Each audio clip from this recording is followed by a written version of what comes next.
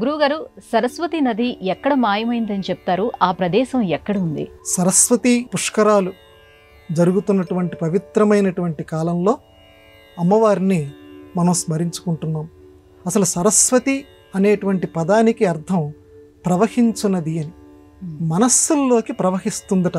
వాగ్రూపంలో ముందు ప్రవహించి తర్వాత చక్కగా మనలో నుంచి చక్కటి భావాల్ని బయటికి వ్యక్తీకరింపచేస్తుంది. రసస్వరూపిణి అయినటువంటి ఆ అమ్మ.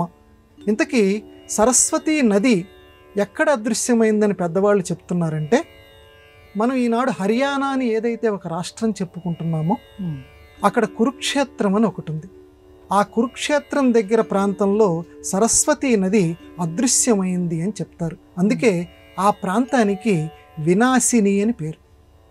అందుకే వినాశనం అయిపోయింది, అక్కడ కనపడకుండా అంతర్వాహినిగా సరస్వతీ నది ప్రవహిస్తోంది అని.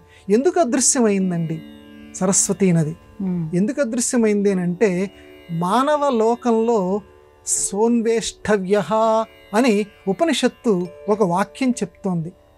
సోన్వేష్టవ్య అంటే అతడు వెతుక తగినవాడు, ఆ దైవము వెతుక తగినది అని చెప్పి. కాబట్టి సరస్వతి అని మనం ఈరోజైతే వాగ్రూప దేవతని మనం ప్రార్థన చేస్తున్నామో ఆమెని మనం అన్వేషించాలి. ఆవిడ కోసం మనం ప్రార్థన చెయ్యాలి.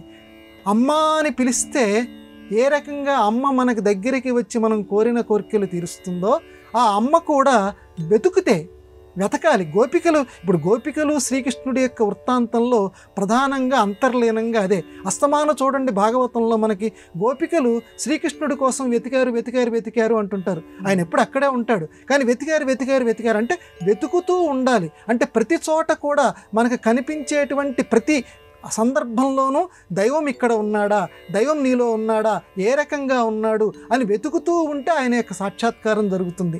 ఆ రకంగానే సరస్వతీ నదిని వెతుకుతూ ఉండాలి. అందుకే ఆవిడ అంతర్వాహినిగా ప్రవహిస్తూ ఉంటుంది నదులన్నింటిలోకి. అందుకో త్రివేణి సంగమంలో అంతర్వాహినిగా ప్రవహిస్తుంది. అలాగే మన తెలంగాణ రాష్ట్రంలో కూడా కాళేశ్వరం దగ్గర గోదావరి, ప్రాణహిత, సరస్వతి, అక్కడ సరస్వతి అంతర్వాహినిగా పరమ పవిత్రమైనటువంటి ఆ కాళేశ్వర క్షేత్రంలో ప్రవహిస్తోంది. అందువల్ల ఆ అమ్మ పేరు తలుచుకున్న ఆ కాళేశ్వర క్షేత్రంలో ఈ పుష్కరాల్లో ఒక్కసారి అక్కడికి వెళ్ళి స్నానం చేసి వచ్చిన పరమ పవిత్రమైనటువంటి జన్మ మనకు కలుగుతుందని చెప్పి పెద్దవాళ్ళు చెప్పారు. మనకి వచ్చినటువంటి భాష.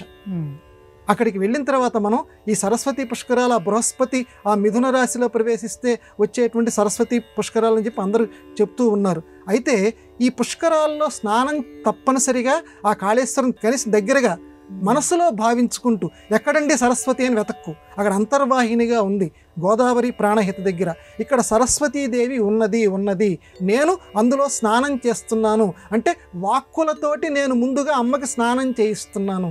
స్నానం అంటే అభిషేకం చేస్తున్నాను. సరస్వతీమాత శారద నీరదేందు ఘనసార పటీర మరాళ మల్లికాహార తుషార ఫేన రజతాచల కాశపనీశ కుంద మందార సుధా అని చెప్పి రాగా అమ్మని గురించి పోతన్న గారు భాగవతంలో ఏ చక్కటి పద్యం చెప్పారో, ఇంకా మిగతా వాళ్ళు శారదాంభోజ అని చెప్పి మల్లినాథ సూరి ఏ రకమైనటువంటి శ్లోకాలు చెప్పాడో, వీటన్నిటితోటి అమ్మకి ముందు వాగ్రూప స్నానం చేయించు, అభిషేక స్నానం చేయి.